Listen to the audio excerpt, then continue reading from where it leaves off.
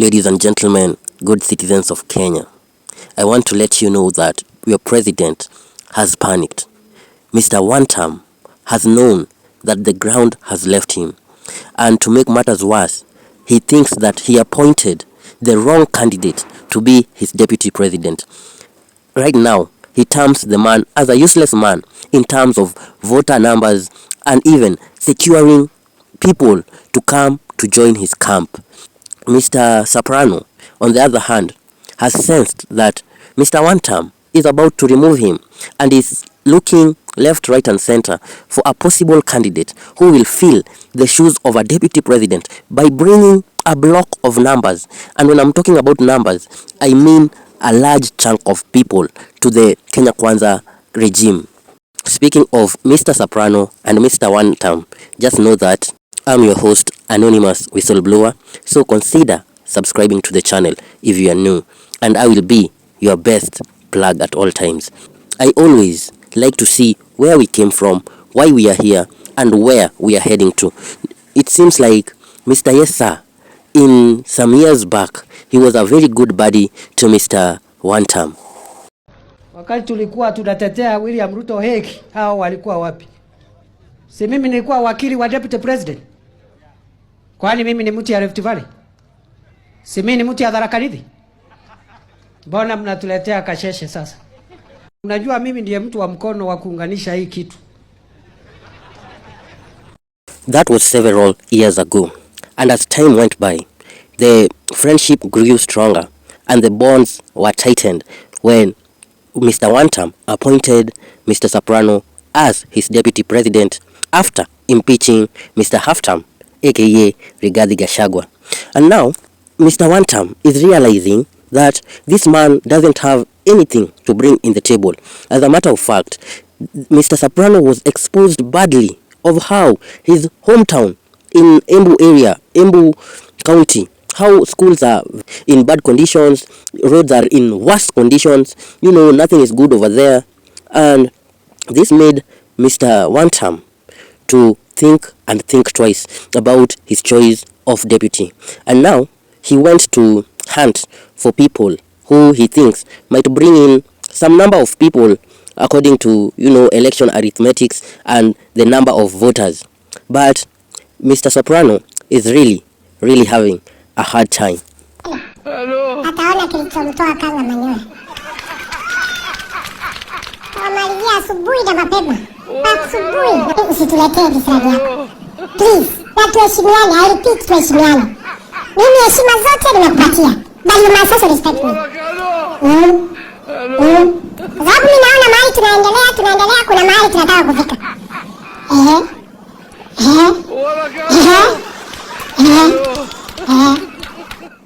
Well, to be honest, I have never seen a leader so disrespected as, Mr. Soprano. And the reason why I'm saying this, it is because he's getting it from each and every part. He is getting it from every side, from the president to the personal assistant of the president, from even the common mwananchi, from Mr. Half-Tam, from everywhere.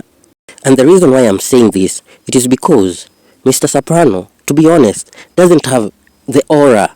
He doesn't command even a crowd. When you look at his performance and his skits, it looks like a joke. People are there, and it seems like it is a drama, it is a high school drama festival. When he speaks, even people, somehow, when, politicians talk, you can see this person means what he's talking. You can see how he has a connection to the people. You can see the way and the mannerism of how he presents himself. But for Mr. Soprano, sorry to say this, he has to up his game, because you can't tell me you are there busy defending your masculinity. Like, to make matters worse, it came to his attention that Mr. Wan-Tam is planning to find a suitable choice of whom he or she will replace him.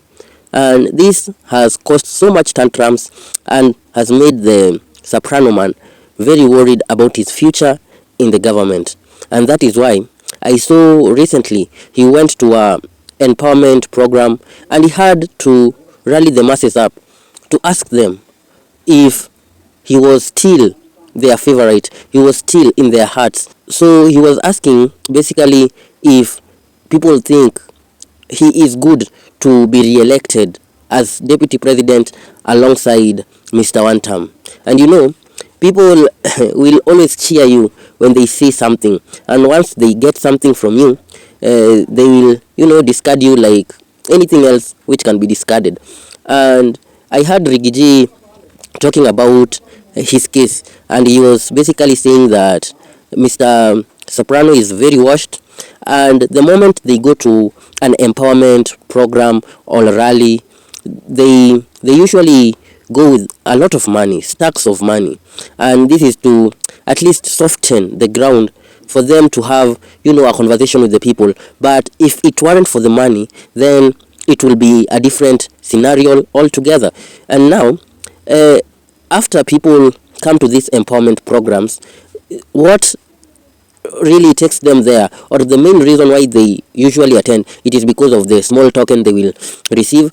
And one thing, to be honest, which made me even baffled, people like they went to Kisii, they went to somewhere in Nyamira, and in the Kisii people, and it was appalling what we saw there, because people were given very little money, as low as 60 bob, 60 shillings for you to attend. And these were women. Imagine giving 30 women, or over 30, over 20 women who are elderlies, you are giving them 2,000 to share amongst themselves. It was very shocking, disgraceful. It is a shame to the government. In fact, they should be ashamed of themselves because of such acts. And this is what I always tell you Kenyans, that these people don't even care about you. And that is why each and every time they go to a place, yes, the people show up, but once they get in their helicopters to fly back to wherever, people start chanting Wan-Tam. And, it got to a point, Mr. Soprano had to ask if the people are really behind him. Hata mimi niko kwa tuta ya ukweli. Hata mimi niko hapo mahali William Ruto wako, mahali mtutu wako tuta. Hata mimi niko hapo mahali Ngeno wako na 4 term. Niko hapo, hata mimi niko hapo mahali Soipani waziri. Niko hapo, wacha nione 2 term ya deputy. Salala, so nikazane, nifanye bidii, nisukume kazi ama namna gani? Mimi nimewapenda sana. Nyinyi ni watu, nyinyi ni fire jameni. Murwa Dikili oye. Nyinyi ni noma jameni. Fire. Wacha nione salamu ya Murwa Dikili.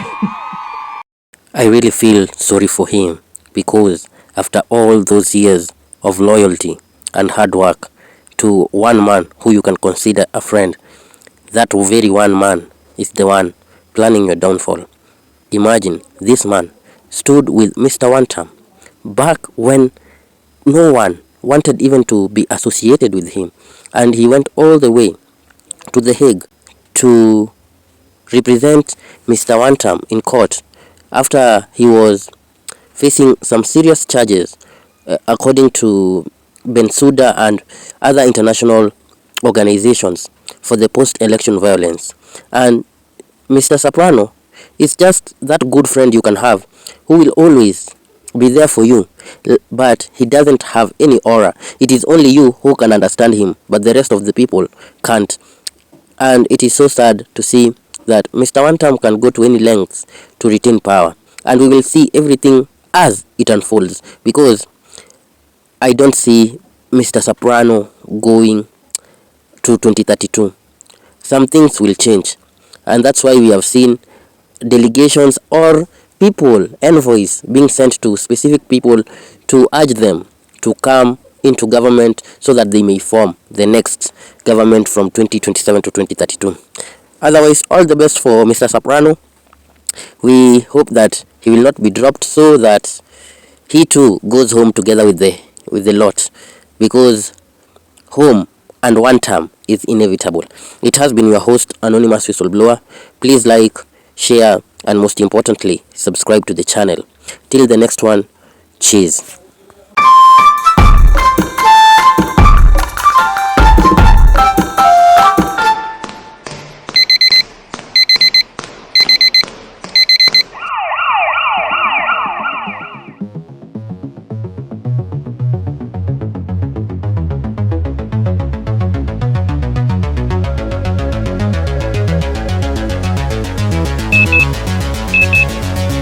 Stand by in 3, 2, 1, go.